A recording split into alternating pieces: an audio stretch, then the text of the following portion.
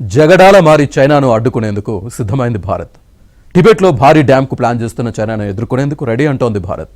బ్రహ్మపుత్ర నదిపై అరుణాచల్ ప్రదేశ్లో భారీ డ్యాం నిర్మించాలని నిర్ణయించింది.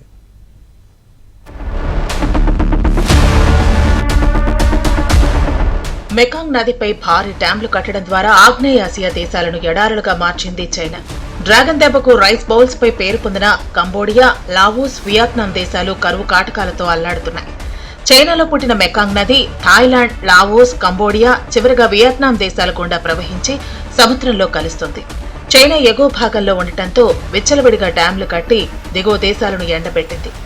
బ్రహ్మపుత్ర నదిపై కూడా త్రిగోర్జెస్ కు 3 రెట్లు పెద్ద డ్యాం కట్టి మన ఈశాన్య రాష్ట్రాలు బంగ్లాదేశ్ కు నష్టం చేయాలని భావించింది. అయితే ముందుగానే తేరుకున్న భారత్ దేశంలోనే పెద్దదైన జల విద్యుత్ కేంద్రాన్ని అరుణాచల్ ప్రదేశ్ లో బ్రహ్మపుత్ర నదిపై నిర్మించాలని నిర్ణయించింది. చైనా సరిహద్దులకు కాస్త దిగువన నిర్మించే దీని ఖర్చు అక్షరాల 1,50,000 కోట్ల రూపాయలు. ఈ ప్రాజెక్టులో భాగంగా ఏకంగా 325 టీఎంసీల నీటిని నిల్వ చేసే రిజర్వాయర్ ను కట్టబోతున్నారు.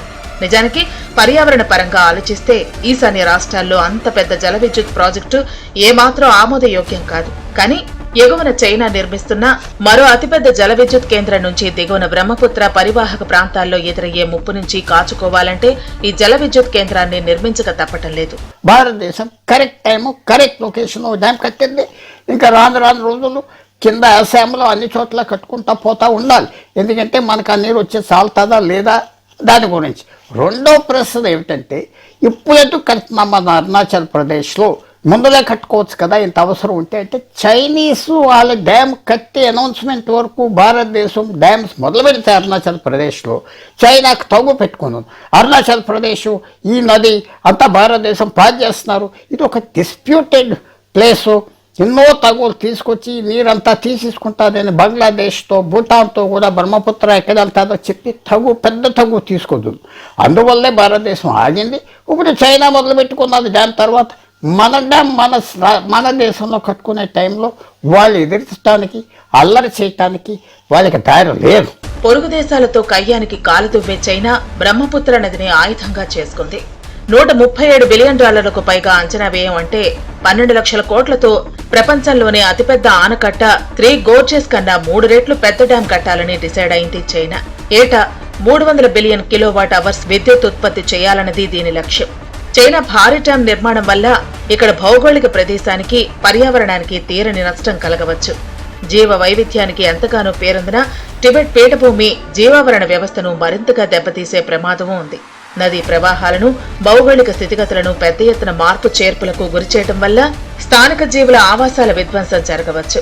టిబెట్ వాసులు ఎంతో కాలంగా డ్యాంలను వ్యతిరేకిస్తున్నా చైనా ఏమాత్రం పట్టించుకోవటం లేదు. బౌద్ధ రామాలు, ప్రాచీన గ్రామాలు, పవిత్ర ప్రాంతాలు నీట మునిగే ప్రమాదం ఉందని ఆరోపణలున్నాయి. చైనా వీటినేమీ లెక్క చేయటం లేదు.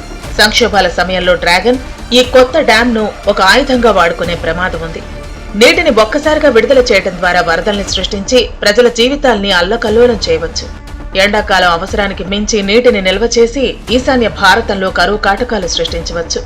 భారత్, బంగ్లాదేశ్లకు చైనాతో నీటి పంపకానికి ఒప్పందాలేవీ లేవు. కొత్త డ్యాం తమ నీటి భద్రతకు తీవ్ర భంగకరమని 2 దేశాలు భావిస్తున్నాయి. టిబెట్లోని డ్యాం నిర్మాణ ప్రదేశం భారత్తో వివాదాస్పద సరిహద్దులకు సమీపంలోనే ఉండటంతో చైనా వ్యూహాత్మకంగా వ్యవహరిస్తోందన్న అనుమానాలు వ్యక్తమవుతున్నాయి. ఒకరితో ఒకళ్ళు తప్పనిసరి భారత్ కడుతున్నా ఒకరితో ఒకళ్ళు పోటాపోటీగా చేస్తున్నది.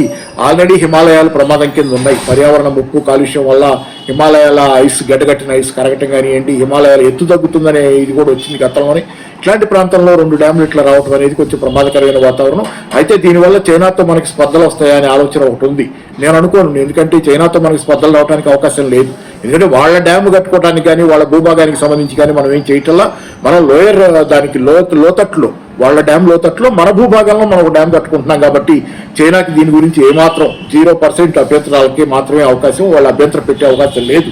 మనం ఏదో మన ఆత్మరక్షణ కోసం చేసుకున్నదిగా ఉంటుంది తప్పితే వాళ్ళకి సంబంధించినటువంటి ఎటువంటి ప్రభావం చైనాకి దీనివల్ల ఉండదు. కాబట్టి తగాదాలు ఏం రావు. కానీ ఏంటంటే హిమాలయ శ్రేణుల్లో ఇంత సెన్సిటివ్ ఏరియాలో ఈ డ్యామ్ కట్టడం, మనం కూడా అది అటుపక్క వాళ్ళు కట్టడం, ఇదంతా కూడా ఏదో ఒక రోజు ఎట్లాంటి ప్రమాదానికి దారితీస్తుందనే ఆందోళనలు ఖచ్చితంగా సహజంగా అందరికీ ఉంటాయి.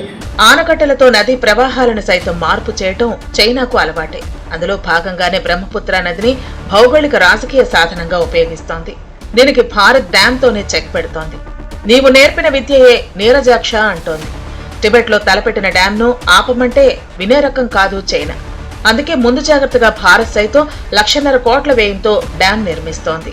నిజానికి భారత్ సహా ఏ దేశంతోనూ చైనా నదీ జలాల ఒప్పందానికి సిద్ధంగా లేదు. ఒంటెద్దు పోకడే ఆ దేశ విధానం. వీలైనంత నష్టాన్ని తగ్గించడమే భారత్ ముందున్న ఏకైక ప్రోగ్రాం.